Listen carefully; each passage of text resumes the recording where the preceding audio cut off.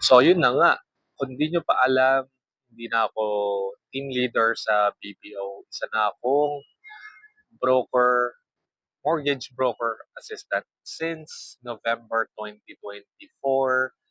Kaya hindi na ako masyadong gumagawa ng content lately about sa trabaho kasi I'm busy learning yung process kung paano maging broker assistant or mortgage broker assistant. So, medyo mahirap siya sa umpisa kasi siyempre wala naman ako idea sa pagiging broker. Kaya I want to share this to you guys para in case if you're interested to know more about being a mortgage broker assistant kasi alam ko super laki nung sweldo niya sa labas.